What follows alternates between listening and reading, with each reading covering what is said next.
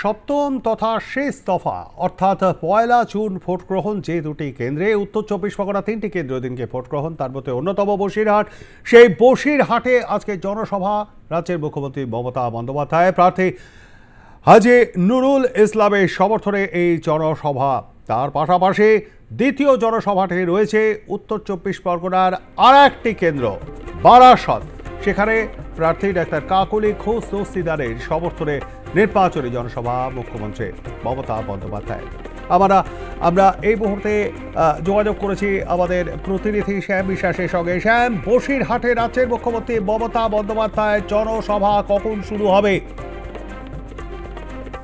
দেখো, জনসভা একদম প্রস্তুতি তুঙ্গে, অর্থাৎ বসিরহাট লোকসভা কেন্দ্রের যে তৃণমূলের প্রার্থী হাজী নুরুল ইসলামের সমর্থনে জনসভা, এই জনসভা হচ্ছে বসিরহাট ১ নম্বর ব্লকের মেরুদণ্ডী সুইচ গেট মেরুদণ্ডী মাঠে। অর্থাৎ এই মেরুদণ্ডী মাঠে গতবার তিনি এসেছিলেন যে আমফানের যে পরবর্তীতে তিনি এসেছিলেন, সেই মাঠে কিন্তু আজকে আবার জনসভা রয়েছে এবং জনসভা পরিপূর্ণ করতে, অর্থাৎ জনসভা ভরাতে কিন্তু প্রচুর পরিমাণে মানুষের ঢল নেমেছে এবং সকাল থেকে কিন্তু দেখা যাচ্ছে যে মানুষ আনাগোনা চলছে এবং পুরো প্রস্তুতি একদম শেষ পর্যায়ে রয়েছে। অর্থাৎ সারাদিন এই সারা রাত হয়ে সেইখানে কাজ হয়েছে, সমস্ত প্যান্ডেলের সমস্ত রকম দেখভাল করেছেন, সমস্ত রকম কাজ হয়েছে।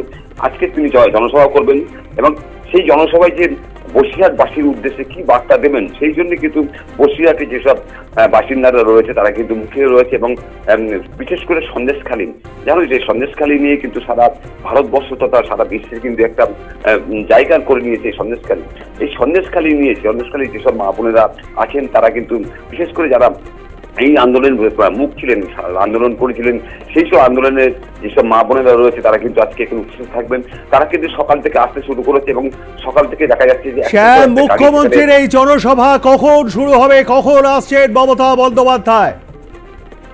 একদমই টাইম রয়েছে, বেলা ১টার সময় জনসভা শুরু করবেন এবং জনসভা শুরু করবেন ১টার সময় তিনি মঞ্চে উঠবেন, মঞ্চে উঠে বক্তব্য রাখবেন। কিন্তু এই মঞ্চের থেকে যেসব লোকসভার যে ভোট রয়েছে সেই ভোটের যেসব বক্তব্য রাখবেন সেই বক্তব্য শোনার জন্য যেসব দূর দূরান্ত থেকে যেসব মানুষজন আসছে তারা কিন্তু সকাল থেকে কিন্তু দেখা যাচ্ছে যে তারা বিভিন্ন ভিড় করেছেন। আমরা পরবর্তীকালে আবারও তোমার সঙ্গে যোগাযোগ করবো, আরো আপডেট খবরাখবর দিতে থাকবে। ধন্যবাদ আমাদের সঙ্গে থাকবার জন্য। কথা বলছিলাম আমাদের প্রতিনিধি শ্যাম বিশ্বাসের সঙ্গে।